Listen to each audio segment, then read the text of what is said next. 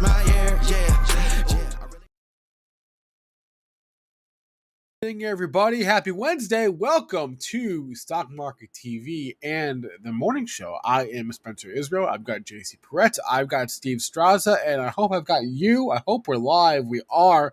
Good morning, everyone in the chat. I hope your day is off to a good start. We got a lot to discuss. We got to go through some of the highlights from JC's conference call last night. We'll talk about, hey, how about those utilities yesterday, huh? Not so bad anymore. What a difference a day makes. No, they're still bad. Who am I kidding? All right.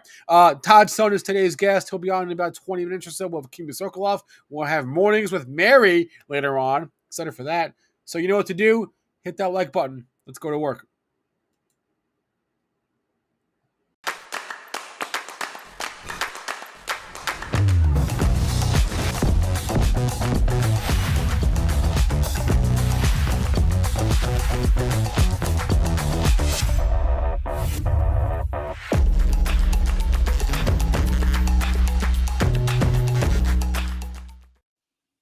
Good morning, good morning, good morning. I have a confession to make. Can I make a confession? Make it. Yeah. So when I do these conference calls, I've been doing these conference calls for I guess since 2015, and we're almost in 2024. So a long time. You know, I kind of feel hungover the next day. You know, like not that I didn't even drink last night, but like my voice gets a little like hoarse. You know, I'm kind of tired. My brain's kind of still spinning.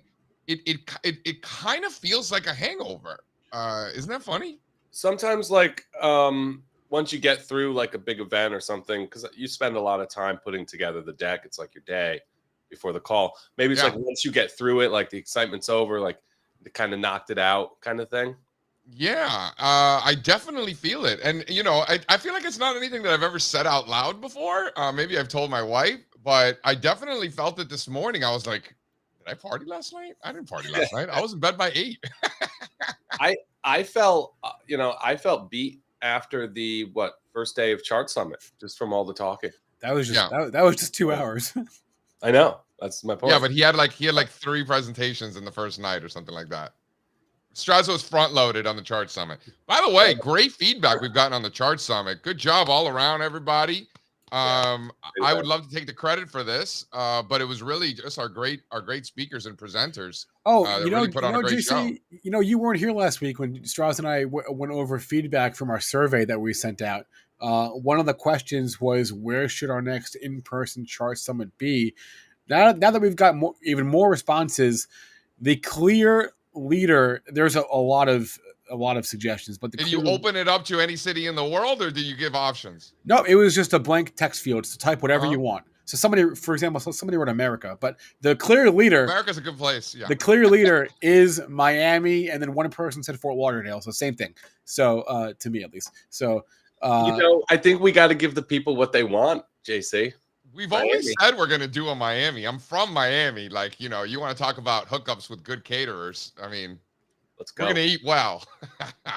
Yeah, the clear leader was Miami. There were more Miamis / South Florida than any other suggestion. All right. That's interesting advice. Yeah. We don't do enough things in Miami. We need to do more things in Miami, I think. I got no problem with that. Folks, also, if you're in Chicago, great time to be in Chicago. Next Wednesday, 1 week from today, fly in, drive in, take the train in, whatever it is, whatever method of transportation you prefer. We'll be at the Chicago Board of Trade at 5 o'clock. That's right, 5 o'clock on Wednesday, October the 11th. So when's the last time you presented out there? So you're going to be, this is the CMT Chicago chapter. Yup, that's right. And I thought, it's funny because I looked it up because I was wondering, I was like, was it 18? Was it 19? It was actually 18. Oh, really? Yep. I don't even remember that. Okay. Yep. Spencer, I'm gonna drop it here on the Slack. Nope, if you drop it in the chat for everybody. I just dropped it. Who's better than you, Spencer? Who's better than you? Busy couple of weeks for you, though, huh? You're bouncing all around then. I don't know. I'm kind of a big deal, Strazza. I have many leather-bound books. My office smells of rich mahogany. No, I love Chicago. First of all, this is a treat and a pleasure. and definitely an honor to speak at the Chicago Board of Trade. The building's super dope. We always get cocktails downstairs at Series afterwards. Yeah. You know, we have a lot of friends in the Chicago area, Midwest in general. Mary's driving down. You know, So- you got people driving up from Indiana, all over Illinois. Is that where the one Sean McLaughlin used to work? Did he actually? I think. Is it? Well, there's like a ton of like offices that are like adjacent to the Board of Trade, and like all kinds of like. I've been taken there so many times, and I get lost every time. You know, through all these like back exits and stuff like that. It's very confusing for me. But within like a 1 block radius, kind of like, you know, on Wall Street, you've got all these just different buildings on Broad and on Wall, and there's a lot of different companies doing a lot of different things in the finance arena, whether they're advisors or brokers or traders. There's finance things going on there. Board of Trade, same way. Sure. All right. Well, good. That'll be fun. You love Chicago. I do love Chicago. Good times. All right, should we get going? Well, Jay gave his top eatery recs in Chicago. I'm waiting for you guys to tell me. Yeah. So are you going straight from Miami to Chicago? I am going. No, I'm coming home. Got it. Yeah. What do you say we hit the state of the markets, huh? Let's do that.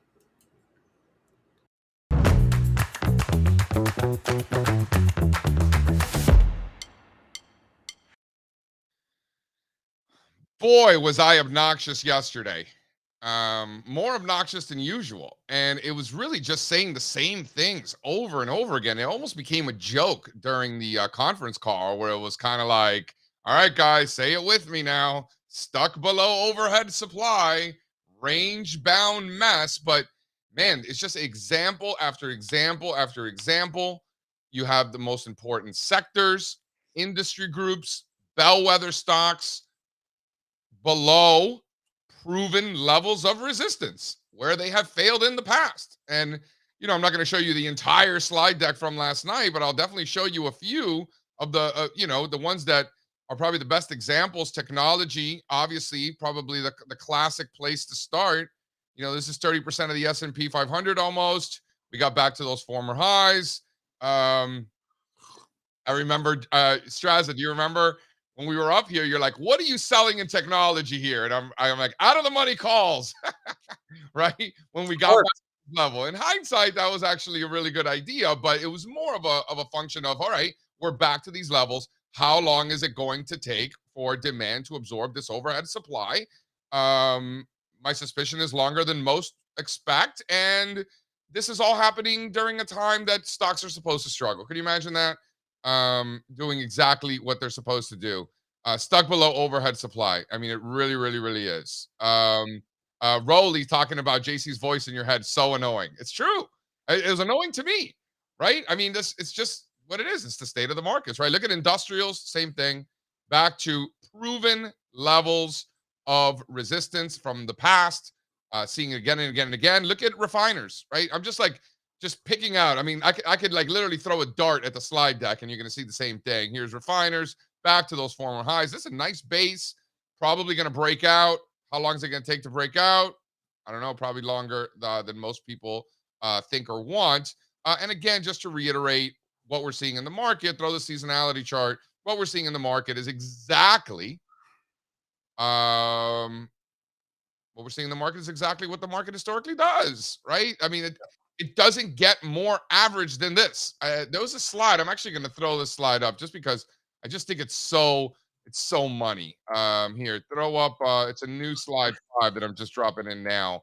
Here are the pre-election years, all in one chart, and then the one in a red is this year. So I mean, literally right in the middle. Right. I mean, as average gets, as normal gets. And like we were talking yesterday, it's abnormal just how normal this market behavior has been. And then, you know, again, we could do this all night and I could just throw up 100 more charts showing important sectors and industry groups stuck below overhead supply. But let's move on to the catalyst itself. And of course, that's the United States dollar. It's not a coincidence that the day that the dollar bottomed was literally the day that the new 52-week highs list peaked, right? That's not a coincidence. It was Bronzini all along, right? It was always Bronzini. It was the dollar all along. That has been the catalyst. Go to the, for those who might be new here, haven't been following along, why don't you look at the dollar and the S&P 500 so you can really see that negative correlation has been strong.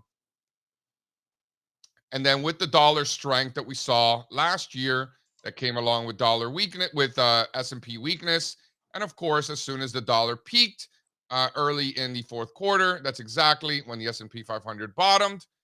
We had record returns, historic returns in the first half of the year.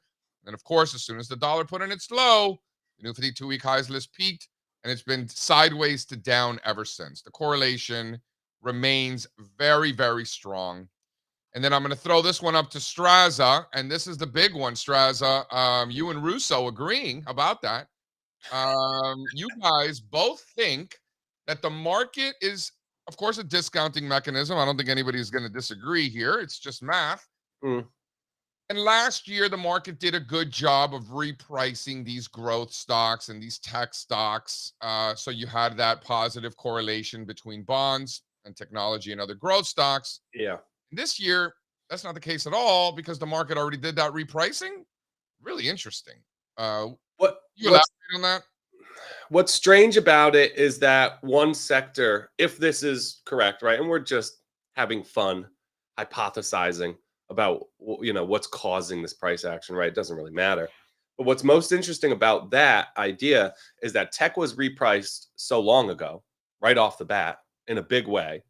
And these bond proxy groups really were unaffected, right? They were pretty resilient, all things considered, in 2022. Now they're being repriced all of a sudden, as if the market participants that are in those stocks didn't want to believe this higher interest rate environment until we just got this range breakout, right? That's really when you saw it just collapse lower. Real estate, utilities, staples are in trouble. So who knows? But yeah, I like it when Dan and I agree. It's not always. It doesn't always happen, but you guys agree. And me, again, this is just kind of, thinking through the intermarket relationships and trying to understand what's happening. I'm really looking forward to Todd Sohn coming in. I really want to ask him about the staples conversation and the fact that the staples really haven't seen any bid at all on a relative basis. Consumer staples and low volatility in general continue to just underperform. You would think that they'd be catching a bid, and they simply have not. Todd's also a good guy to ask about these fund flows that keep coming up, particularly these bond ETF fund flows. Took the words out of my mouth. Took the question away from me. I was getting ready to tee him up. Yeah. We'll let Spencer ask that one. Spencer's a big fund flow guy. Thank you. Todd's the guy to ask about that. Throw slide one, because this is what I'm referring to here. This is to me. I mean, I know you guys want to ask him about fund flows, and I'm always interested in what Todd Sohn has to say about anything. Really, I really like Todd. But this is the one I'm mostly interested in for me. Why aren't low volatility stocks and staples catching a relative bid at all? I haven't seen it at all. I think it's because there's really little to no evidence of massive risk aversion and just risk off flow. Haven't seen that at all. The other argument is they're getting sympathy selling because REITs and utilities are getting hit so hard. That's another possibility. Well, it's or that they're just selling for the same or similar reasons as why REITs and utilities are under pressure. Maybe, or maybe just asset allocators bucket this one with those others, and because those others are historically much more sensitive to rates, and rates are having massive moves, these are getting thrown out with the bathwater. Right? Can you imagine being a fund manager where they tell you that it's a mandate, you have to own these stocks? I would quit. I couldn't do it. Why? You have to own utilities. Yeah, but your mandate is to outperform the S&P 500. No, you're not judged on absolute returns. No, but some funds have requirements. They have to have X amount of exposure. I'm fully aware. Right. Imagine but when they do, they're judged on a benchmark, not on an absolute return basis. I'm not talking about that. I'm saying just imagine being forced to own utilities. I mean, you're signing up for that as a portfolio manager. That if that's your mandate, you knew that going in, right? You can't complain about it now. I don't know. I might. Well, fine, but You can't like sign up for something and then complain about it later. Like, you know, you got to take it like a man, and it's just what it is, right? No, I wouldn't do it. All right. Fine, but you wouldn't sign up for that in the first place. Never. Nope. Right. But if you did, you got to deal with it. Right. And that's what these fund managers are doing. And like I said, they're judged based on their performance relative to a benchmark, not on an absolute basis. So it's okay. All right. All right. Let's do a quick morning rundown before we bring in Mr. Todd Sohn. Dow futures up 80 points. S&P futures up 35 basis points. NASDAQ futures up 0.5%. Bond futures 30-year up a full percent. Big move in the bond market this morning. Gold flat, silver flat, copper flat, oil down 2% this morning. And the dollar mixed. Overall dollar down with the euro up 50 basis points. Big move there with volatility and interest rates both falling this morning. And that is your morning rundown. Anything stand out? Anything important in there? Bonds up 1%, oil down 2%. Yeah, those are two big moves. Seriously asking. Bitcoin up while ETH is flat. I don't know. That's interesting. How much is Bitcoin up? 1.4%, and ETH is essentially flat. JC, how about these credit spreads? How about these credit spreads? Finally, a little bit of movement. A little bit. Three-month lows in the HYG IEI ETF. Oversold, right? You could throw a momentum indicator on there just to give you an idea of like the pace. Similar to like people will say about interest rates, it's about the speed of the move. I would say same thing with credit spreads. So oversold here for the first time since March. Nowhere near the levels they were at in March, though. What do you think about this one? So this is from our homie stat guy, quant expert Grant Hawkridge. He's saying two out of three of these are rolling over. Are you worried? Am I worried? Well, I don't necessarily think there's any reason to worry. This chart doesn't scare you. I mean, listen, I'm 42 years old almost. I've been doing this for a long time. Like, I don't get scared. If you're getting scared, then you're probably in the wrong business. I don't think there's anything to be scared about. I'm mostly just wondering why consumer staples are not getting a relative bid. I'm mostly just interested in that. Todd, can I get an answer? Can we throw them up there? Come on. Maybe we can do that. Are we gonna go, or can I say something? Or are we gonna go? Say your piece, and then yeah. Maybe the reason why the discretionary staples ratio looks better than the other two and isn't falling apart is because staples is in the denominator, and they're just so bad. What do you mean? Is it skewing that risk on information? Is that risk on information just not that risk on? It's the same conversation that we keep having. You're saying that staples are in the numerator? Staples are in the denominator. In the denominator of what? And of the discretionary staples ratio. Okay, well then look at staples relative to S&Ps. No, I would say. Or look at low volatility in general. No, you're missing it. Get staples out of it, right? If we're saying the data from staples is skewed right now because of the bond market stuff, just remove them. Look at discretionary versus the S&P. Forget it. I'm not trying to remove staples. I'm specifically thinking about staples. I'm trying to remove staples. I mean, I'm wondering what the heck is going on with staples. You're trying to remove it out of the equation altogether. Like that's not. You're doing the exact opposite of what I'm doing here. If it's confusing, just get it out of there. There's other ways. Well, let's ask Todd. But you can't just ignore staples across the board. Get them in there. Come on. We need Todd. Jay, we've been friends for a long time. Make the call. I mean, this is pretty professional, guys. Nice show you got going here. Mr. Todd Sohn. Hey, buddy. Hey, what's up? What's up there? How's it going? What's up? I'm looking at a TV here and I see Ralph on Bloomberg Television right now. Ralph Acapora? Mm-hmm. On the TV. I've never seen that. Serious competition. Wow. For this segment. I would say that this day and age, however, as much as I love Ralph, I would argue Todd Sohn looks at more charts than Ralph Acapora these days. Whoa. How many charts do you think Ralph's looking at every day? Come on. Ralph's looking at Dow. charts. He looks at the Dow on his barn. Right. And Okay, so there's one. That's one. Recent candle. Fair enough. I'm going to venture to say Todd looks at more charts than Ralph. Listen, Ralph had his heyday in the 90s. Todd Sohn is in the prime of his. He's like LeBron James in Miami right now. Todd Sohn, right? I'm more of a Battier, Mike Miller, maybe, rather than him. Bullshit. Oh, No he's the way. same Give guy. yourself a little more credit than that. Come on. Come on. LeBron in his prime. Todd, why aren't staples getting a relative bid? Can you tell me? I mean, the thing that I'm on is why would I bother owning those companies in an inflationary environment where they lose their pricing power, and I can buy cash for 5%. I get 5%. Their yield is not there anymore. Fine, Todd. Thank you. Okay, I'm not talking. Okay, Todd same Sohn. answer. What about long-only fund managers that have to be long? They should They quit can't their buy jobs. bills. I think they go out into other sectors. That's what you're saying has been happening. If they can't skew, I mean, what staples are 7% of the S&P 500. Is it that high? So maybe 6. It's higher than I think it is. So then you don't want to buy packaged foods. You can buy Costco, Walmart, and Procter & Gamble. Those are like the 3 best names, right?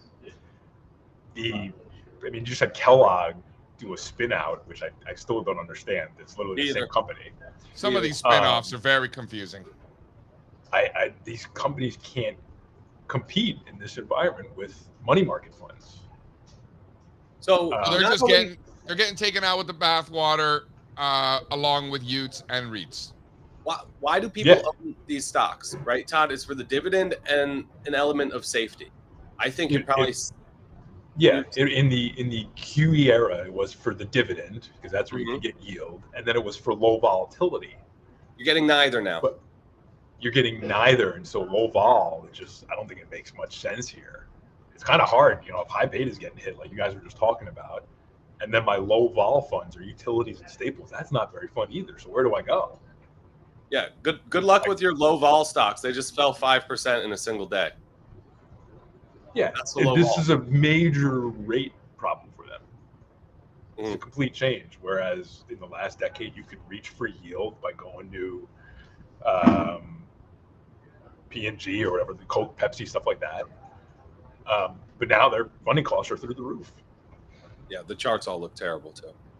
Can we talk about fund flows?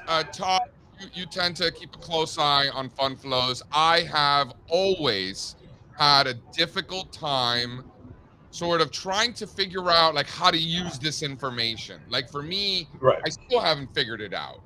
Can you explain to me what these fund flows mean to you, how someone like myself and the audience out there listening, what can we do with this information? Everybody's talking about them right now, Todd. Am I right? I think they're becoming more and more important. Yeah. Especially as ETFs. So the great thing about ETFs is that you get daily flow information, right? The positioning updates occur overnight. You can see where flows are going, where flows are coming out of. Whereas with mutual funds, it was always a quarterly basis, right? We had no idea what was going on. Keep in mind, though, flows are not necessarily a signal. I look at them as a supplemental data point to everything else that we know. Okay, so if I see a sector rising, but without much money going into the ETFs, okay, that's interesting to me. That says maybe the sentiment from the ETF corner isn't too high. There's more room for the sector to run. Conversely, if I see money pouring into a fund or a sector as the sector is rising, things are getting a little too hot. So it's part of the weight of the evidence, I think, when you're thinking about market sectors and whatnot. Yeah, that makes sense. Right. So I don't look at it as a signal because that just doesn't exist quite yet. Maybe it will in the future as these become more and more popular with everybody. But I think if you're trying to tell a story about what's going on in the markets, that's another way to look at it. Does that make sense? So yes, it does. And so what do the current bond fund flows tell you? So keep buying them. And this doesn't even include money market funds, which have taken in about $1 trillion over the last year. Rightfully so, but that seems pretty aggressive to me. A lot of money to cash and a lot of money going to duration. Now, keep in mind, there are ETFs out there or managers out there who have to rebalance and they have to buy more TLT or long durations. That's why you're seeing money, I think, go into these parts of the curve that are getting hammered, right? Yeah. It's part of that. Speaking of mandates, that's part of their mandate. They got to lower down their stock exposure and bring back up the bond exposure. So I think that's part of it. The more interesting stuff to me right now is the money out of, say, financials, commodities to an extent, though I don't know if that trade might be running out of steam here. But everything is about treasuries. It's this income component that hasn't been there for a decade plus is a really big deal, I think, for a lot of people. Todd, in addition to flows and using that as a supplementary signal, do you also look at number of new ETFs in much the same way? Not necessarily from a sentiment standpoint. So I look at the new launches that are coming out every day, just because I'm super interested in it. Right? How can you not? Right. Me too. I mean, I just love seeing the different kinds of products and the delistings too, by the way. The delistings are fun. So hey, I'll tell you this: I know you guys always talk about the coal ETF, the Van Eck coal ETF that disappeared a few years ago, right before the big run. There is a coal ETF coming back in a few months. Yeah, there's a filing for it. I forget the company. I don't know. It's Range. Range, yeah. There's a few commodities ETFs. They're doing a nuclear one too, an oil and gas. Yeah, one. and nuclear. We know nuclear's been around. But yeah, coal's man. It's what year is it? Coal's coming back. In fact, Todd, with uranium, they have a junior uranium miner ETF. Oh yeah, that's for in Canada. No. No. In Here the US? you are NJ. Oh wow. Yeah. Sprott has the uranium trust up in Canada, and then they have a junior uranium miners here in the US. That's for the real. Good luck with that one. Cool. Yeah, that's it. Well. So last month we had a record amount of launches. By the way, this is legacy fund providers. This is RIAs releasing of all kinds of ETFs. Yeah, this is the whole gamut of product coming. Yes, but a lot of fixed income, correct? Oh yeah. Fixed income is big. Right. Big. So because go ahead. So is that another type of sentiment indicator if like everyone's rushing to the door to get their bond ETF out there? Perhaps. I'm not looking at it that way. I could see that though. I mean, everyone wants a short duration product now. Right. A cash-like product that limits my duration risk, and I just get that monthly income. Right? Yeah, literally, like give it to. I need 5% right now. So maybe, but I'm more so looking at this as this industry is going to continue to grow because mutual funds are just slowly bleeding. I guess basically is the way I'd call it. Yeah. I mean, how about this bull market in ETFs since the great financial crisis, though? When you talk about tech stocks, ETFs are on quite the bull run here. It is a fascinating industry, and I think they have a dual purpose. ETFs, right? One is for low cost exposure for my kids to go to college or something like that, whatever, retirement. Yeah. The other one is to help. The other purpose that I see is to reflect the emotions of the market, right? So there's a slide in here. TLT volume recently has gone through the roof relative to its own history. That is market emotions being reflected through these products. So I like that there's the longer term investing component to them that allows us all to save for the future. And then there's also the day-to-day trading aspect that we can get a lot of information out of. So do you think that, I mean, looking at this chart's really interesting, right? This is great. This says it all. Just when I thought there couldn't be more ETFs, this would show, I mean, you see the ramp up in equity ETFs down here in blue, but there's plenty of room for ETFs to catch mutual funds. Is that where this is probably headed? Yeah. I mean, like it's a lock. I think we all make fun of some of the ETFs that come out of there, like wackadoo ideas that we know are not going to last. Yeah. And there's definitely some saturation in certain corners of exposure, whether it's the S&P, like large cap growth. There's plenty of funds that do that. But relative to mutual funds, we're nowhere near the amount of product that's out there. How are there still so many mutual funds, though? Like, what's it going to take for these things to go away? I mean, they've been around for years, and this doesn't even include all the different share classes, by the way. Your investor class, your institutional class. Wait, Todd, does the AUM chart look like this as well? Yes. Okay. To an extent, yeah. I think it's very similar. It's probably a little more dramatic in terms of the decline of equity mutual funds to an extent, or at least flows. But it's very similar. So ETFs are about a third of AUM to mutual funds, if I'm thinking about that correctly. So it's slowly chipping away. And the last bastion really for mutual funds is 401k plans. Right. Right. And all of our retirement money, if you have a 401k plan, goes to a mutual fund. There's really not much many out there with ETFs in them. Question from the chat, Todd. Do you have thoughts on boomers in retirement, shifting their funds for their glide down phase or any like demographic stuff like that? This is the tricky part. If I'm of that age, I don't want to go through an 08 or a 2000 again. And so I think some of them are shifting money into strategies that use covered calls, right? You get the income and you try to limit downside, or these buffered ETFs that strictly use options to say you are protected against the first 20% drawdown, but you're limited against the first 15% upside. Does that make sense?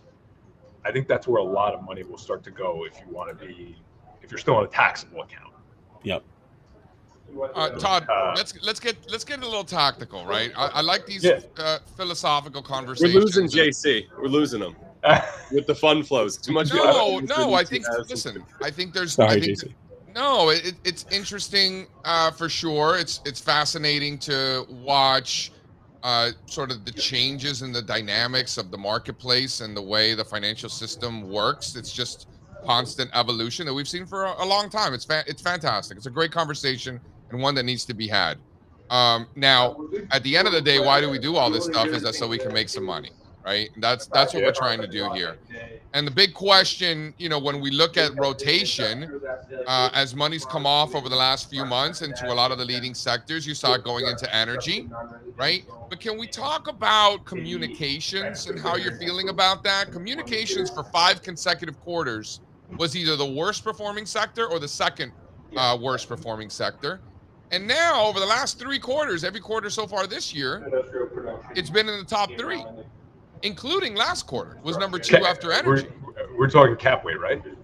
We're talking cap weight, correct. Yeah. So is that just Google and Meta? Well, it's definitely not Verizon and AT&T, right? That's right.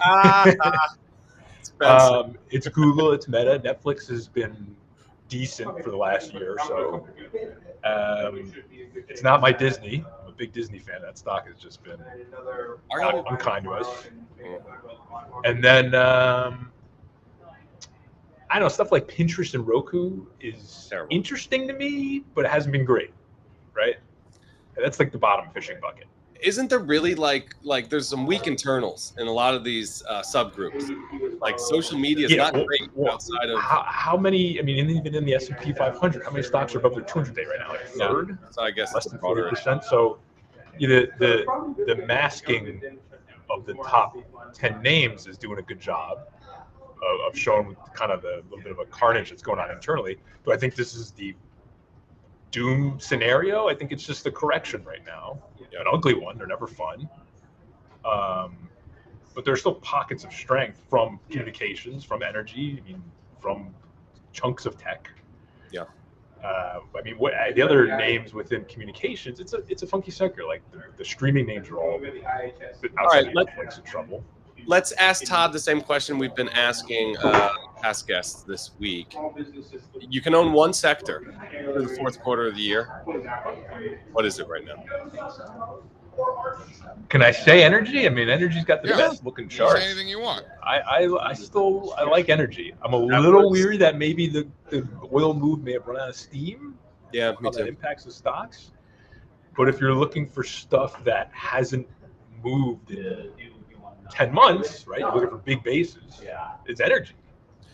They haven't gone yet, though. They got to go. Where in energy? Bonds, if we have the time. Yeah, I like the integrated. Exxon, BP, Shell, Imperial Oil up in Canada. There's no reason. Cameco. Well, that's uranium, but still, that's part of energy. That one's had a great run. So So Todd, is Cameco and uranium stocks, are they energy stocks or material stocks? What is GICS listed as? I should know this. Is it energy? I think they're materials. I think they might be material. I think it depends on the uranium stocks. Some are energy, some are materials. But I look at them as energy. I look at CCJ as energy. I look at coal as energy also, Todd. Why would it be a material stock? I think because some of these coal stocks, they and some are they're making steel with the coal. Coking. Yeah. The way I understand it is that if I'm going to be powering something with uranium, like Bitcoin mining, that sounds like energy to me. It's energy. You know, it's energy, the new clean energy, whatever you want to call it. I mean, what is going to be the worst performing sector in Q4? Yeah, good one. Great, thank you. I want to say, I can't say utilities are so beaten down right now. I know. I think they're going to bounce. I don't know. Financials, healthcare. Yeah, all right. Healthcare has been. I think. Talk to me about healthcare. It's been a nothing burger for 2 years. Healthcare is still a nothing burger, and the one that has been undefeated, Lilly's starting to correct here. Right, it got really extended. It was like 40% or so above its 200-day. That's rare. So if you get that one to crack, and if Novo were to crack, you know what's left. I mean, yeah, the UNHs and stuff have kind of caught a bit here, but it's the most. I tell people, healthcare is by far the most frustrating sector out there. Every time it looks like it's ready to take leadership, it just stalls out and goes nowhere. And it can't get its act together. I think it might be too diverse. Also, it's really super. There's a lot of different things going on there. I mean, there's some strength, like United Healthcare doesn't look terrible, but then you've got some of these biotechs and stuff that do look pretty bad. Like, I mean, you know, right? And the other thing with biotech, right? When you go down the cap scale, those are more. They're in more need of lower interest rates because if they got to take out debt to fund their projects, that's bad for an XBI because that has a very small cap tilt. And I think you're seeing that kind of manifest right now in how that chart looks. I think that's like a great Vertex and Regeneron. I think those are probably the best out of the biotechs. Are you seeing that across the board, though? I mean, you could say the same thing in tech. The big tech companies are doing okay. They're probably less affected by higher rates. The small speculative tech companies are still getting blasted. Higher rates are going to be a real issue for them. Like, aren't you seeing that in every sector? It's the ones that are going to be okay, the ones that are not, and a lot of it comes down to bond market stuff, it seems like right now. Yeah, I think so. I mean, that seems to that's what makes sense to me. Yeah. There might be a fancier message out there, but I mean, that's the textbook answer right now, that anything that was not used to 0% interest rates is now feeling the effect of 5%. Even like financials, you see the insurers and stuff, they're doing okay. Some of these capital markets companies are doing okay, and then it's struggling. So we ran a stat today, actually. Citigroup was the largest name in the financial sector in 2007. Yeah, was it? Same October 2007. It was the largest name. Wow. It's now the 17th largest. It's smaller than Blackstone, BlackRock. I'm surprised it's that high, actually. Terrible. Yeah. Well, it was 240 billion in 07. Now it's like 75 billion. Hey, if you look at that chart, I'm surprised it's 75. That's a lot. But I think it's interesting with financials. We always focus on the banking stocks. Well, I just wonder with the way technology has gone, and that maybe they're just becoming less important. That the PE names are more important to the economy now, or the capital market names. You know, am I too crazy thinking that? I just wonder if that's the way things are going now.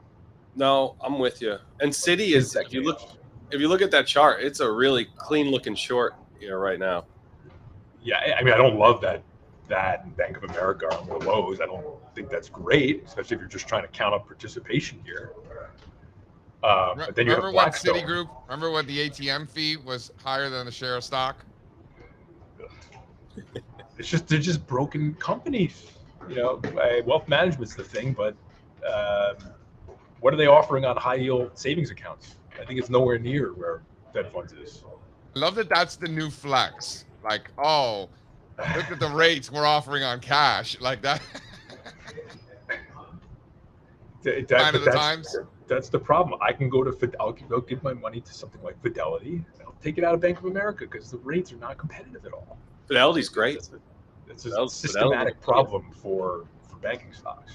Hilarious. And then the regional banks just can't get out of this because they're feeling it even more. When does the next bank blow up, Todd? Rates are resolving higher. We've cleared this range. I'm waiting for the headline. Like before the end of October, right? Like what's taking so long? If we continue at this rate, then it's got to be something. I don't. I hate to sound pessimistic on that. Any real banks? Because on the last go around that we were supposed to have a banking crisis, there wasn't a single bank that was relevant to this planet that went under. I can't imagine it'll be the huge ones, but I wonder if there'll eventually be some sort of contagion or something like that. Because of a stupid accounting principle, these are held to maturity securities, the problem stuff that are on their books, so they're not marked. So it's hard to know until it happens. Yeah, that. I mean, swaps. Who knows what kind of swaps that people have going on here? All the hidden derivative stuff. I don't know who it'll be, but I'm sure we're just a headline away from something, and maybe that'll be a capitulative low too. How come credit spreads haven't started blowing out at all? We haven't had enough volatility. No one's scared. Yeah, I don't have a good answer. I think that's a good thing though. They for equity bulls. Yeah. I mean, they widen it out because stocks are down 9-10% off the high. Of course, I would be more concerned if stocks bounce and the spreads keep widening out. That's when it says, okay, that's a red flag. That's interesting. All right, so you're not taking so. Correct me if I'm wrong. The credit spreads remaining as tight as they've been all year, pretty much until the last few days. You're taking that as a positive sign for equities. The lack of relative bid in staples, however, you're not taking that as a positive. You're just saying that that's a rate story.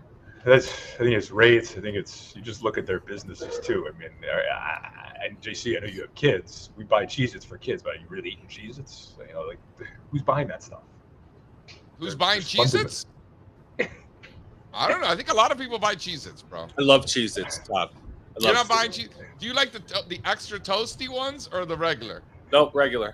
Regular. I was at the New York Stock Exchange the other day. There was a giant Pop-Tart outside of the entrance because of the Kellogg spinoff, right? Yeah, but so I just think those companies are just kind of broken businesses, and you're seeing so many smaller competitors popping up with, I don't know, healthier or just better products, and they're in trouble. I don't know why you're hating on Cheez-Its. You guys should try the Cheez-It challenge next time you're around. What Cheez-Its. is the Cheez-It challenge? You only eat one and then walk away forever. Just eat one. Just eat one. You can't do it. Walk away forever? Well, not forever. I just walk away. Just eat one. Only one. You can't do it. They're chemically addicting. It's the same thing with soda, right? Soda. The only thing it's really good for is mixing it with liquor. I think at this point, if you're a college too sweet for me. Very I can't drink it. I don't drink it unless I absolutely have to. It's probably good for your long-term health. I treat myself to a nice cold Coca-Cola every now and then. I think everyone should. I just don't like it. It's not even about a treat. I'd rather treat myself with something I like. All right, Todd, you're the man. Thanks, Todd. Appreciate it, bro. Thanks, guys. All right, Todd Sohn, ETF and technical strategist at Strategist Securities. Always a pleasure to talk to him. Yeah, Todd's the best. So what do you guys want to do? You want to talk about some rich folks? You want to talk about this oversold reading? Let's bring on Kimmy. Let's do the rich folks in a little bit. Okay. Just run through a couple of headlines quick, and then we'll bring Kimmy on. Steve, you'll like this one. Uber is announced this morning. They're now offering return package shipping through mail carriers. So if you so basically Uber will pick up your package for you from your house. Yeah, I get it. And take it to FedEx, UPS, USPS, etc. So they're getting in the mail game. So in my opinion, just hearing this, that's fantastic. You guys ever deal with this? You got to take the package back to Amazon. Me and my girlfriend right now are everyone deals with this. It stinks, right? You don't want to do it. And Amazon has made it as easy as they possibly could. Sometimes the FedEx guy will pick it up. There's something like that goes on. Like they'll come pick it up at your door. But if you can't do that, this is great. Why wouldn't you use it? The best companies figure out a way, and Apple was amazing at this. They just hit on convenience and comfort, and they make your life so easy. and it becomes a situation of why would you not use their product? And I think Uber's getting really good at that. It's a flat $5 fee. They will send up to 5 packages. So they will pick up to 5 packages from your house to whatever shipping company you're using. What's the situation with prescriptions these days? Because I know that was the thing. I know there were some regulatory issues. Like, can you get medicine delivered? Like, I'm talking about older people aren't driving. Can they get their prescriptions delivered by Uber yet? You know, by Uber? No, isn't there a company that? What's the company? It was Express Scripts, wasn't it? No, there's another one. They're public too. Didn't Amazon buy somebody in this space? I can't think of what they were called. They were doing online. We use the drive-through Rite Aid.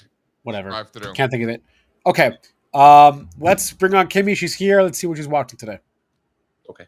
Pill pack.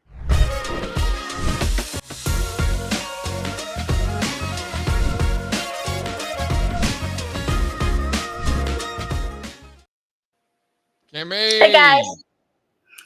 So on that note, that you're saying deliveries, I'm not sure what companies. Someone said PillPack, but there are pharmacies that actually deliver. You know, because my mom doesn't drive, so she does. There's a pharmacy that actually delivers for her.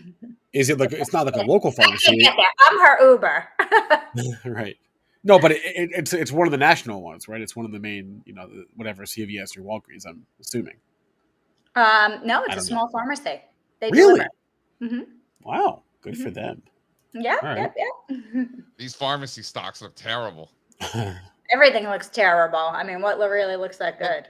Speaking of which, speaking of terrible pharmacies, Walgreens. Yeah, WBA. It didn't even work. It didn't go. I just said it just wasn't going. Nothing was going. It wasn't a great day. I did add to IWM down below. I own it.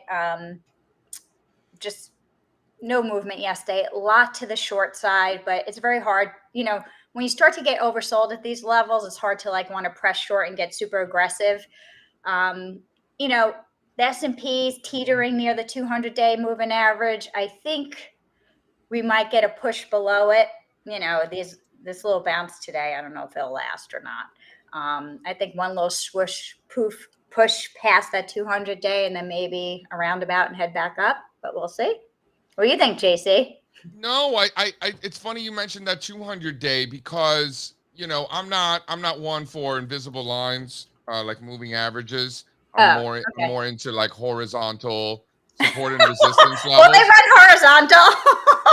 Hold on. But to your point on the moving averages, you know, when you do get that retest of the moving averages, you get those headlines like S&P breaks 200-day moving average, like it's like this magic number. But what ends up happening from a sentiment standpoint is you get some of that capitulation in those types of conversations referring to a 200-day, for example. So it's more of a sentiment thing for me than actual support. Depends on, I guess, how obnoxious the journalists want to be, you know, and then how the market reacts to that. Listen, so there's something to it. I don't think the economy is great or whatever it is. You know, we have inflation going on, people, you know, the employment, people not working. You know, you could just see it in the stores. But I don't think we are heading into a bear market, not yet. You know, so I think if we push below, I think, you know, we do get somewhat of a rally in the fourth quarter. Do I think we're going to all-time highs? I mean, I don't know. I don't think so, but, you know, that's just, if we do, we do. I'll follow price.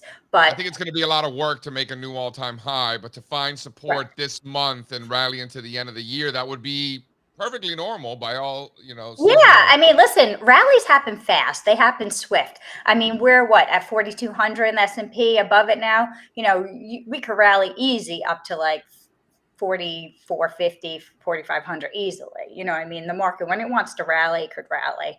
Sure. I don't think it'll be one straight line, but, you know, we'll see how it goes.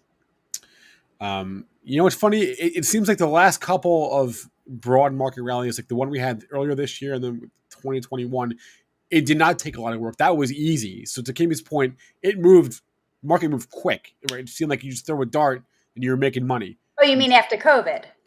And then also from like March to whenever whatever that was, August of Right. this year, That's when right? everyone became a trader. Yeah, right, right. Nice. Yeah. Kimmy, Moderna retesting those August lows successfully so far. You know, I know you might not be looking for a move towards 115, 116, but I am. I mean, I think that's the potential. Why don't you talk to me Where? about what you're seeing in the mRNA? It's sitting tight in here, but it's very news driven. And mRNA goes or doesn't go. So it's stuck in this little channel you see from like 102 to 104 Yep. area. I'm trying to see if it pushes through and breaks out. And that's the whole thing. It can, sometimes you take a shot and you watch to see. I know you can't be definitive in everything you do, but sometimes you watch, you see if a name's leveling, and then maybe there's potential for a push higher.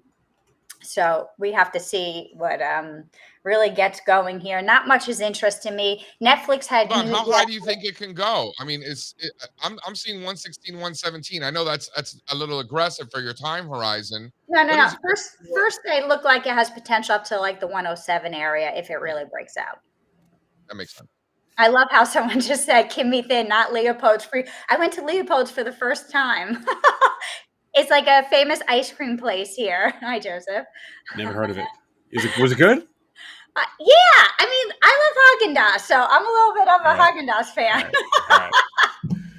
All right, Kimmy Sokoloff runs a live trading room where she calls out her trades as she's making them, and there's a ton of idea generation. If you want to check it out, use the link in the description. Kimmy, as always, right, guys. Adios. JC, speaking of the thing about the headlines about technical indicators and moving averages, the all reliable for me, and not just me, everyone else, is the death cross. When the death cross happens, oh man, that's content gold, baby. When the 50-day goes below the 200-day, death cross tell you all day, death cross all day. All right. What's funny about the death cross is how well stocks tend to do after the death cross. Stop. Our friend Jay Woods was on CNBC with Santoli yesterday afternoon, a new chart segment they're doing, talking about the death cross. And he literally said, all of my CMT friends are going to make fun of me for this, but it goes to the death cross. Yeah, I don't know why people think that that's a bad thing. It's historically actually a very good thing. Because it's called death cross. That's why. I know, but all the data suggests that stocks do great after that. Well, so I don't know what's the implication, right, is the short-term trend is weaker than the long-term trend, right? And how come stocks do so well after that? I can't answer that. I don't know. I'm just saying from a content standpoint, the death cross is gold, baby, gold. Okay. What else did I have on my list here? A couple other news items. Oh, we have another spinoff this morning, or a split. LAC, Lithium Americas, is not actually down whatever 30% or whatever screeners say it is, 37% this morning. They're actually splitting up their business into their America business and their Argentina business. So now LAC is just Americas, and then LAAC is Lithium Argentina, essentially. So two companies now. If you had LAC shares, now you get LAC and LAAC. So it's not actually down 40% this morning. And then Intel announced they were going to spin off one of their units or they're going to IPO one of their units in a couple of years. Their Programmable Solutions Group. So that'll be an IPO. I think they've done that recently with something else as well. Or they are going to re-IPO Red Hat, right? I think. Wow, really? Well, didn't they announce that like a while ago? Or they were going to... Yeah, they're doing something with Red Hat. I forget exactly what it is, but they bought it and now they're gonna, spin it off or whatever. 20 years ago, I remember one of my first experiences on Wall Street. There was this Chinese lady. She was an older, elderly lady who was asleep quite often at her desk, and sometimes she would wake up, and I didn't really understand anything she was saying because she was speaking in some Chinese something that I didn't recognize, and all I would hear sometimes is just red hot, you buy now, red hot. No, I've never forgotten it. And I hope she's doing well. She was elderly at the time. I would question how she would even get to the office. She was a heavyset lady who slept a lot at the office. And every now and then she'd wake up and just start yelling into her phones about Red Hat. It was fascinating, really. That's my Red Hat story. Alrighty. Strazza, you want to talk about this Forbes list? Yeah, I'm looking up the old lists right now. This is fun. Oh, I don't have that in front of me. So hold on. So explain what happened. I actually am curious myself. So Forbes comes up with a list of the richest people. Yeah, how they measure it. I mean, I just clicked on the formula that they use. It seems like a mess, but you could click right here on the article for the methodology. Oh yeah, it's a total mess. It's all a guessing game. But anyway, but it's the wealthiest 400 people that they're ranking in the United States, right? Yep. So I went through this list. A couple of takeaways that I had. Yeah, what stands out? A lot of finance / investing people. About 25% of this list are somebody that made their money in hedge funds or private equity or investing or financial services or real estate. Those 5 categories are basically 25% of this list. So you said that before we hopped on the show here today. Yeah. And while you're right, what I would say is somebody who used to have to pay attention to this list every year, they're way further down on the list than they used to be, right? And I'm looking at the 2013 list right now. Icon, Soros are top 20. I don't see a hedge fund manager in the top 20 anymore. These are entrepreneurs who've made a lot of money in the value of the companies that they founded, essentially. Right. Correct. Right? That's the top 15 for the most part. Let's go through them, right? So Elon Musk, first of all, let's stop right there. Where do you guys think Elon Musk was in 10 years ago? I don't even think he was on the list. He's probably still on the list because he had PayPal money, right? So I don't know. But how much did he have? I don't know. I don't think it was much. By then, he had Tesla money. So he was 6.7 billion, number 61. Now, no one's close to him. He what's his net worth? 250 billion, almost 100 billion more than the second guy on the list, who's Jeff Bezos. So that stands out for sure. But isn't Mr. Bezos retired and he's just chilling out in the boat with his new girlfriend or whatever? Yeah, but it's the simple fact that Elon Musk is just like miles ahead of the. Yeah, but he's still hustling. Yeah, but so is Warren Buffett. So is Mark Zuckerberg. Larry's retired. Billy G's retired. Ballmer's retired, right? Yeah. Ballmer has been retired. Hey, how frustrated must Bill Gates be that he gave this guy such a good deal that he's got as much money as him now? Well, I'm sure he's fine. Probably not. Something else that jumps out to me when going through this list is just it reminded me of private companies that I wish were public so I could learn more about them. Specifically, Chick-fil-A and then Mars Candy. I know staples suck, but like Mars is like it's not just candy. Dog food, right? And some packaged goods. Okay, whatever. Everything I've ever heard about them, they're like drowning in money, that family. And I would love to just learn more about that business. And Chick-fil-A, I've never seen one that didn't have a line before. And so the Chick-fil-A family is on this list as well. Where? What number are they? I don't remember. Chick-fil-A is not that good. I don't know what people are so obsessed about. What's their last name? The Chick-fil-A folks. They are. Wait, no, that didn't work. How about Jensen Huang? So the founder and current leader of NVIDIA, just really rallying on this. Okay, here's Chick-fil-A. 76 on the list. Basically, it's the Cathy family. They're worth about $10 billion. All right. I think I want to get back to this chocolate conversation because something Mr. Beast said recently in an interview that I thought was fascinating because Mr. Beast is now in the chocolate business. Yes. He's like Hershey and Mars. These are 150-year-old companies. Nobody who started these companies is even alive. Yep. Right. So he's like, there's so much room for disruption in the chocolate industry. And as somebody who knows nothing about chocolate or the chocolate industry, I'm fascinated by that sort of perspective. Who said that? Mr. Beast. Have you tried one of his chocolates? He started a chocolate company. They're not very good. I'm just saying it. I was thinking when I was looking at this list, like, there's no new candy bars ever. There's never a new candy bar. That's what he's saying. That's why he's getting in the chocolate business. He says it's $200 billion business. My grandpas were eating the same candy bars we're eating today. That's right. That's his point. That's his point. Wow, that's too funny. I was thinking right for disruption. All right, one more. Throw the list back up real quick. Let's just finish this. So if you go on down the list, right, you're talking about finance people. The first one, the wealthiest man in finance, JC, who is it?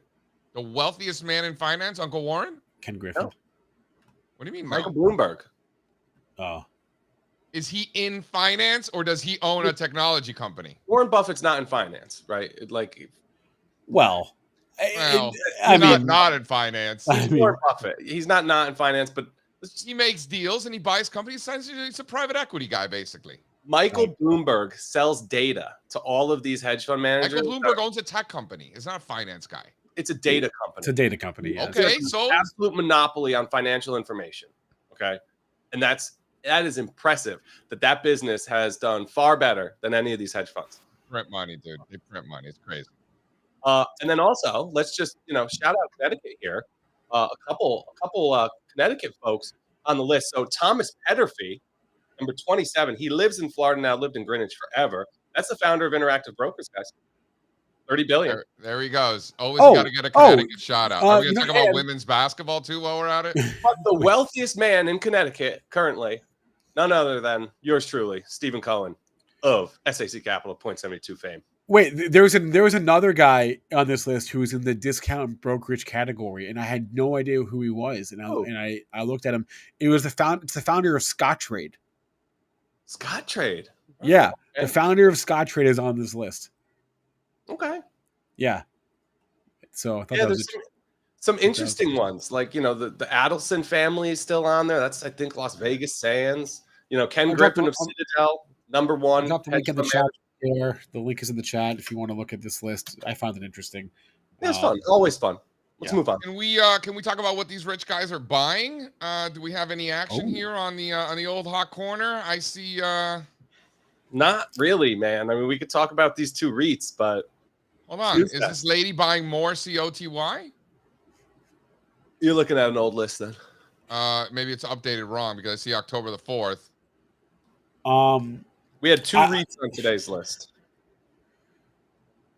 And then I know we don't usually care about this stuff, but there was a Tim Cook filing last night. He sold more Apple than he sold at any point in the last 2 years or whatever. But great.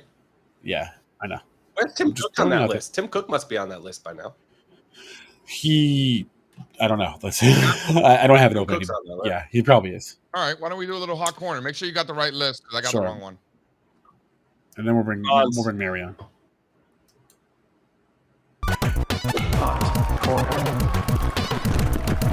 So hot right now. So two REITs, huh?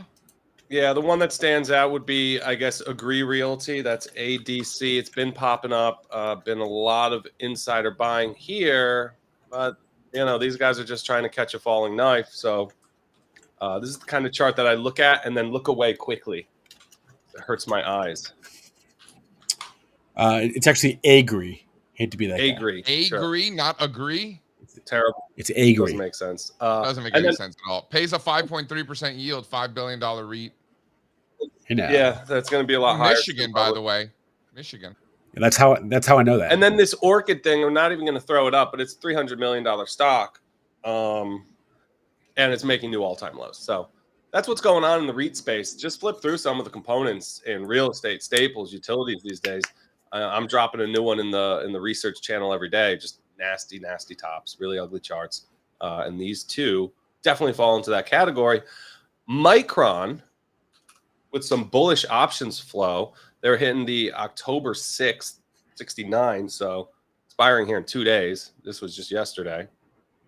Micron's interesting, right? I think tech is where you're going to want to be. Some of these strong groups, if and when the market establishes a tradable low, Micron's interesting. A lot of these semiconductor names are, right? There's a base shaping up there. It looks good.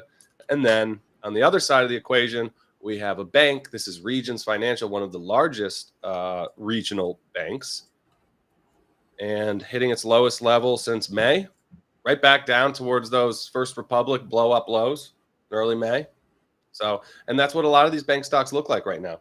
I think we could use the community bank index as a leading indicator for banks and probably financials more broadly. And right now, it looks like they're all revisiting lows.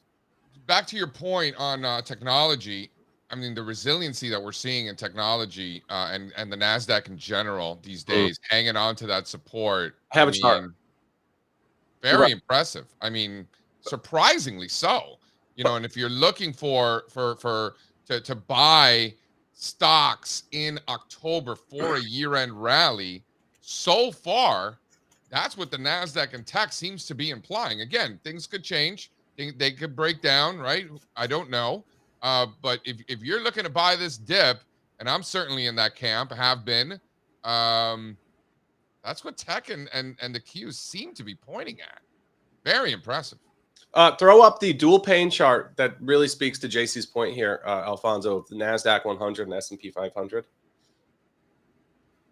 One looks a lot worse than the other in a number of different ways, right? Like one way we could measure just how bad the corrective action has been at the index level for these two charts is just what has the drawdown been? For the S&P 500, just about giving back now 38% of the advance off of last October's lows. NASDAQ not even close. In fact, for the NASDAQ to get there, it would have to revisit its August highs, and we love the August highs. They've been a great guidepost for us since last year now. S&P 500, on the other hand, already blasted through its August highs. S&P 500 also got oversold. The NASDAQ has not. So the nature of the corrective action, if you're looking at an index with more tech versus less tech, is very different, and the one with more tech is going to look better. We talked about communications, XLC, same theme. Talked about tech, XLK, same thing. If anybody's super close to reversing this little top right now, it's XLK, QQQ, S&P 500 really looks like this is a completed top, right, JC? With bonds doing what they've been doing. Yeah, so impressive. Yeah, so impressive. And here we are now, tech today. We're 8 minutes in, but you know, tech's trying 70 basis points in XLK here today. Communications are higher as well, and pretty much all green on the screen outside of energy today. Yeah, how about that resiliency in Google, man? Just hanging in there, nice sideways consolidation. I mean, not under pressure at all. No, it looks fantastic. Seriously, interesting question from the chat. Occidental Petroleum coming down to Uncle Warren levels. Oh. Are we gonna? Should we expect to see a filing in the next day or two, Mr. Strazza? Down technically for a hot second, fell below 60 today and is hanging right there. I think he's done buying. He's just about at that 50% number if you include the preferreds. I don't know. I don't think so. You don't think that we're gonna get? You don't think that we're gonna get a filing in the next few days from Uncle Warren? I don't. I think he's in. The filings have really slowed down. Based on my math, he's just about at 50% if you include the preferreds. And I think, does that count? I don't know, right? But why would he be at like 49% when I include the preferreds if that wasn't intentional? That's where my head's at. So I honestly don't know. I don't know what the rule is there. I've looked into as much as I could. Yeah, no, I mean, it's interesting. It's not going to like make or break our decision making. It's kind of just, you know, questioning. We'll find out, right? Because the stock is revisiting the Buffett zone. So if he's not at that threshold, right? And the reason 50% is important is because that is what he's legally allowed to purchase. No more. He had to get first. As Strazza says, it's a pain in the ass to be an energy investor. Not easy. Government doesn't make it easy to make money off oil and gas. A very wealthy energy investor. For everyday investors, we could just buy what we want in liquid markets. Not a problem. Well, speaking of energy, it's getting hit pretty good. Yeah, oil down 2.7%. Occidental Petroleum down like 4-something%, right? Down 4%. I think I saw an OPEC Plus headline, but I thought they just reaffirmed what they were doing. So I don't know. Not to keep bringing up this Forbes 400, but outside of the Koch family, I don't know if Koch family, I think it's like Koch family. I don't know. The wealthiest energy mogul on the list is Harold Hamm of Continental Resources, which I think they took it private. It was CLR. It was on our hot list. for a while. There was massive buying from Harold Hamm himself, and I think they took the company private sometime last year. Yeah, he's up there in like 25, 26. All right, you want to do some mornings with Mary? All right. I have to find my mornings with Mary bumper. There it is. Mary, you ready? Yeah, she's ready.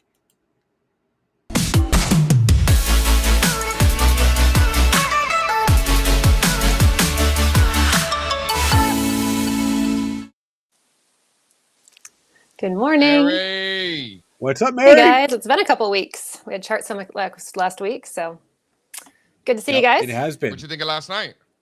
It was great. I mean, I always love the conference call. It's probably one of my favorite aspects of the premium service, just because, as a busy parent and working parent for that matter, I don't have all the time to be flipping through all the charts like you guys do.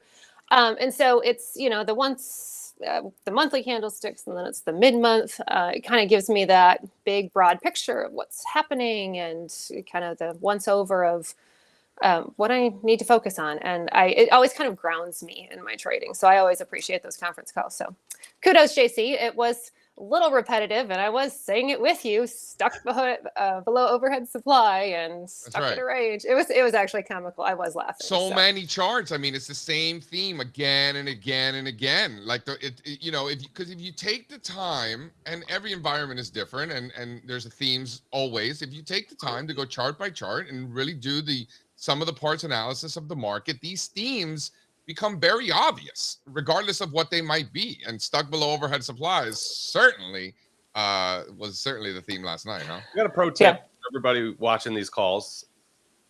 Usually when JC and the rest of us find ourselves saying the same thing over and over and over again, driving ourselves crazy and everybody else who reads us, it's because it's just super important.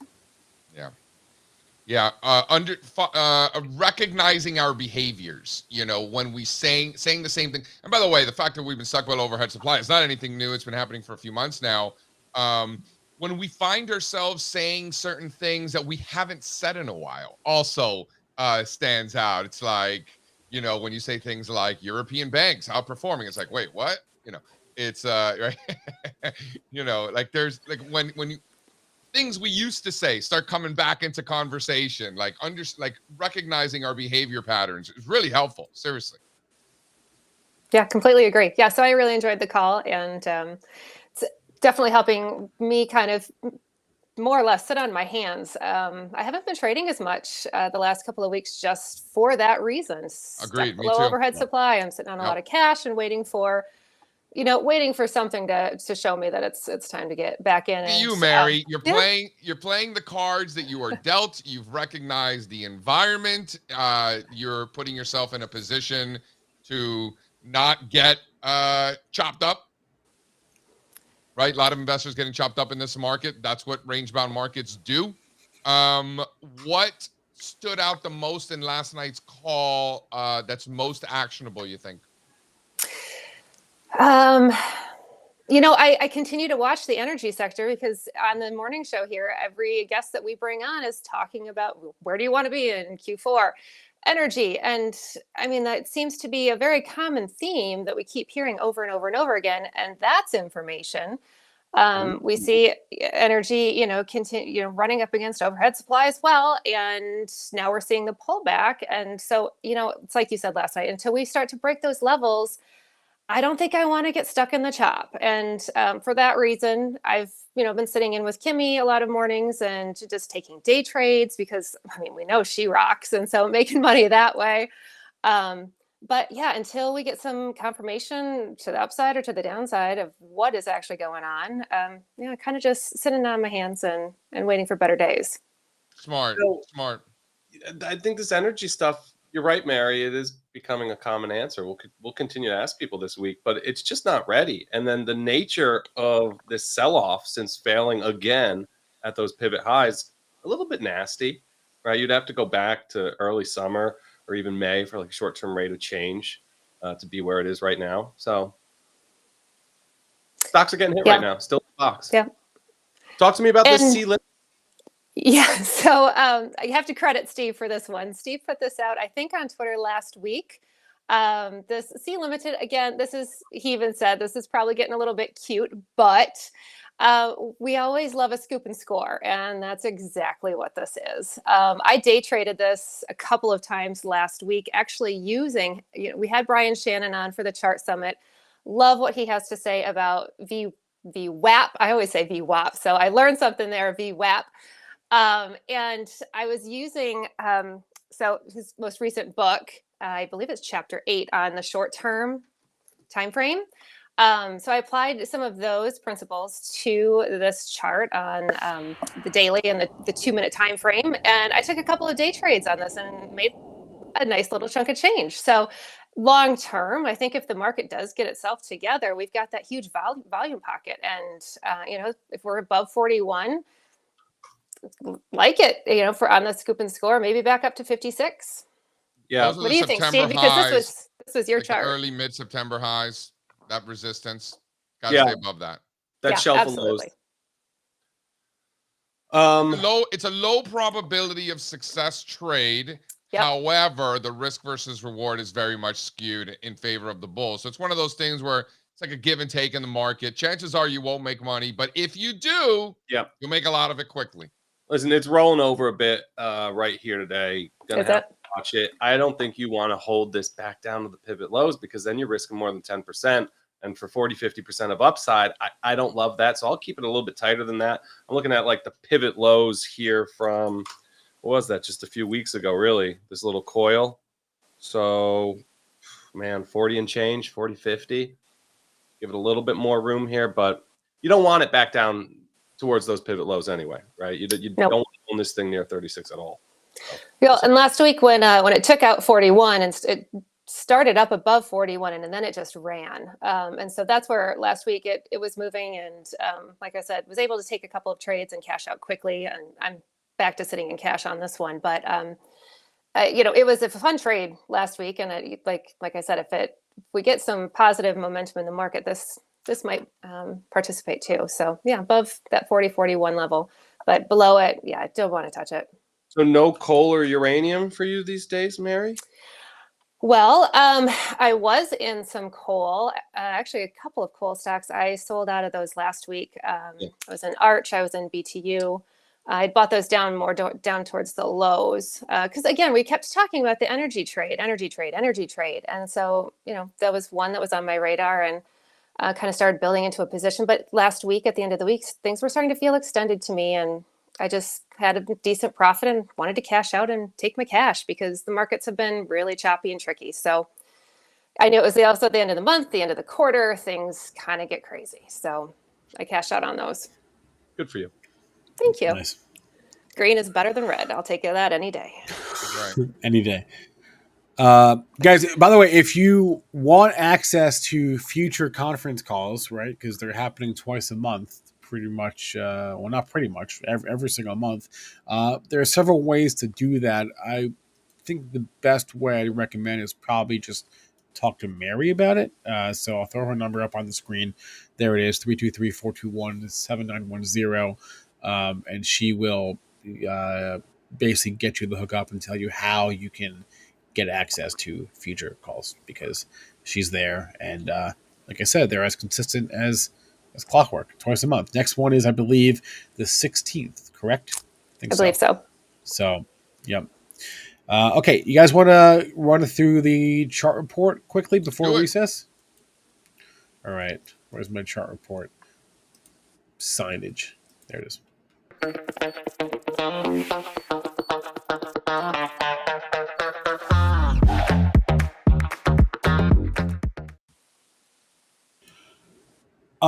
I wanted to start with this one. I know we just talked about how moving averages aren't necessarily always the best thing, but in the aggregate, I just thought this was a very good data point that 93% of stocks in the S&P are now below their 50-day moving average, which is the highest level in the last 6 years.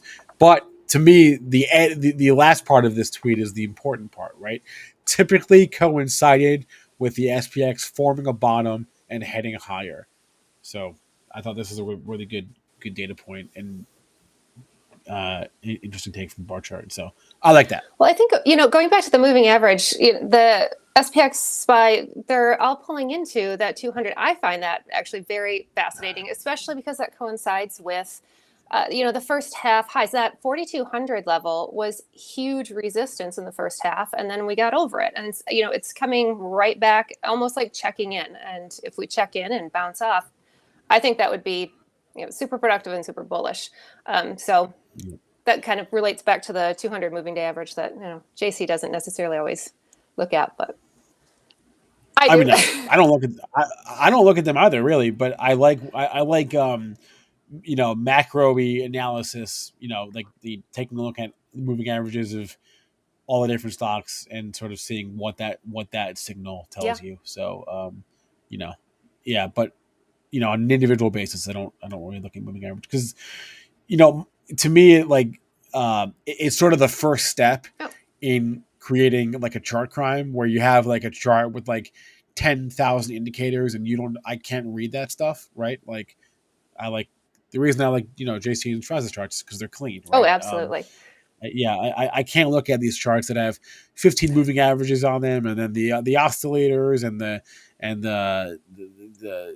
they're marked up and I can't even read the price and I don't even know what I'm looking at. So I tend to, four different colors on there. It's too much for me. But like our friend Michael here, I guess this was the point that I was making, that 200 is pulling right into a horizontal line. And so that's where I think there's going to be an area of interest. Yeah. Okay. Yeah, just for the record, I like the moving averages more so for breadth work that we do, especially during severe market sell-offs, which we currently are not in, for the record. I like to look at the percentage of stocks that are above their 200-day moving average. When they start dropping below 20, 15%, you start getting those washout levels in terms of participation, and you buy the breakout back above 20%. I do use them. So I don't want to be put in that category that I don't look at them at all. I do. Fair. Okay, fair enough. All right, guys, chart report goes out every single day. It is completely free to get the chart report delivered to your inbox. You can use the link in the description. It is there. You can also use the link that's on the screen right now. It's chartreport.com. It's that simple. It's not rocket science. So get it, got it, good. Okay. Should we move on to some recess? I got some. I got a couple more charts to talk about. Oh, more charts. Let's Throw go. up the interest rate charts, Alfonso. The 10 and the 30. So it turns out these were valid breakaway gaps. We are ripping higher. And if you measure these patterns out, 30-year also, of the 30-year, you just measure these consolidations out and tack that on top for an objective, puts us around 5.4, 5.5. Next stop. What do you think about that, JC? We got another 50, 60, 70 basis points to go. Yeah, it's funny. I saw a video with Todd's partner yesterday, Chris Barone, and he's talking, he's like, no one's talking about 5%, 5.25. No one's talking about that this year. We're really not that far away. I think being open-minded to that outcome is probably something that investors should do. I mean, like, these breakouts are serious breakouts. I questioned it myself when it was happening. I'm like, is this really it? Is this really it? Yeah, this is really it. All right, one more question for you here. Another chart that's getting passed around right now. S&P 500 oversold for the first time since, I think, the October. It was really the late September lows because we did have a little divergence. So the late September lows from last year, you can see on the left-hand side of the chart, oversold again here. Is this a characteristic of a bull market? What's funny is that the NASDAQ 100 is nowhere near oversold. So I think it goes back to that other chart that you showed where the correction in the S&P is much more severe than the correction in the NASDAQ 100. The fact that S&Ps are getting oversold, NASDAQ 100 is not. I mean that's brilliant. You got the Russell 2000 getting oversold, the Dow getting oversold. It's the Qs that are really standing out. I think the Russell 2000. Talk to me when we're back at 163.50, the lows from last year in the Russell 2000. That's where I would really expect to see a tradable low. here for stocks, but it seems, we're going back there right now, right? We're taking out the year-to-date lows. Microcaps look terrible. Great post on All-Star Charts right now about the microcap index. And then that level's got to hold, right? 163.50. And Russell, we talked about this potentially being a leading indicator, right? For small caps. I mean, they're right there. It's now or never. Small caps and financials, for that matter. IWM and the XLF, they look exactly the same. Yep, monster levels for both of those charts. I think that's going to be some of the best information. Mary, you sticking around for a little recess? Yeah, sure. I'll stick around. Do it. All right, let's do it.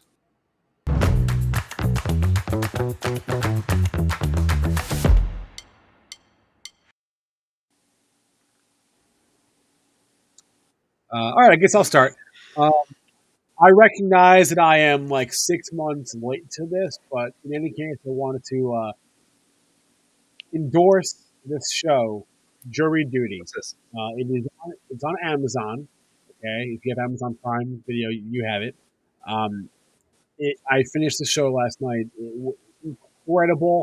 Incredible. It's super easy, quick watch. 8 episodes, 25 minutes each episode, so you can get through the whole thing in like, a week or whatever. It took us like 3 days. The premise of the show is genius. It's essentially, it's a fake documentary. Okay, it's not a mockumentary.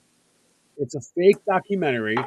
They hired a bunch of actors to stage a trial, and then they got one guy who thought the whole thing was real. He was not an actor. He was a real, regular dude, and he thought the whole thing was legit. But everybody from the judge to the other jury members to the bailiff to the defendant to the plaintiff, everybody else was an actor except for him. And the whole thing plays out over the course of 2 weeks. And honestly, it was like really uplifting, and because the guy they got, like the regular guy, he was like a really nice, genuine guy, and like he's not cynical and he helps everyone out, and it like I was like in such a good mood after finishing the show last night. I felt so hopeful for humanity because the guy's name was Ronald, and he's just a guy, and I think now he works as he's like a project manager at Home Depot, and he was like so positive about the whole thing, but it was wild, man. Check it out, honestly. Yeah, it was great. Honestly, it was tremendous show. Really funny, knowing that everyone else was acting and he was not. So it's on Amazon. Check it out. What's that movie with where they pretend like his whole life is like they're all actors around him? The Truman Show. Yeah, Truman Show. Is it like? Yeah. Honestly, it's a little bit similar to the Truman Show. Yeah.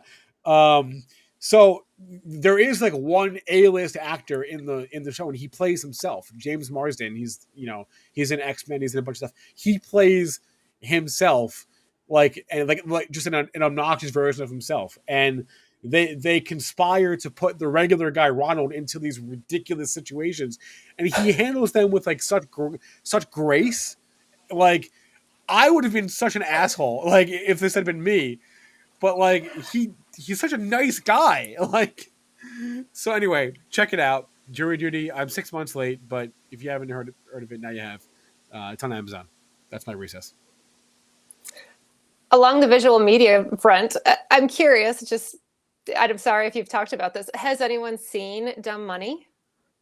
No, I really would like to. It's not. I would love. Yeah. You think you're gonna watch that? I don't think I'm gonna watch that. You think it's gonna be good? Not gonna watch it. It's in theaters here. My husband and I have been looking for a chance to get out and go see it. You think it's gonna be good? I think it's gonna be at least hilarious. Am I just being a negative Nance that It's probably not going to be good, but you're going to see it. You think? Yeah. You will. Maybe not in the theater, but you'll watch it at some point. There was an op-ed yesterday in the journal. Cliff Asness eviscerated the movie. Cliff Asness eviscerated it? Yeah. Shocking. Yeah, right. Anyway. All right. Cool. And you guys have anything? Wednesday, Chicago. If you are in the area, Mary's going to be there. I will be there. Matt Nygaard will be next there Wednesday. next Wednesday. 1 week from today. at the Yeah. Chicago Board of Trade. Email us if you don't have the link to register. It's free. Cocktails will not be free, I don't think, but they'll be cheap. I was going to take JC for Chicago deep dish pizza, but last time I mentioned that, he yelled at me about It's Chicago not a pizza. It's in the casserole category. There we go. There he is. All right. Thanks to our guest, Todd Sohn. Thanks to Kimmy. Thanks to Mary. Thanks to all of you in our chat. If you'd be so kind to hit that like button, we'd appreciate that. Stay tuned for What the Fick coming up at 11:30 a.m. Eastern Time, followed by the Hot Corner with Strazza at 1 and the Options Trade of the Week with Sean and JC at 1:45. That'll be it for us now. Everyone have a great rest of your day. Go make some money. Please make some money. Is Maryland going to beat Ohio State? Sure hope so. What do you laugh? Is that this weekend? No, yeah. That is this weekend. Maryland will not beat Ohio State. Oh, come Don't on. worry. Please do. Please A lot cooler if they did. It sure would. I'd be real happy. I think Blip. all four of us. I don't think Strazza gives a damn, but the rest of the three of us, I think, would like to see that. Could care less about Big Ten football. Maryland won't cover. I can't take no loss. I don't even know what it costs.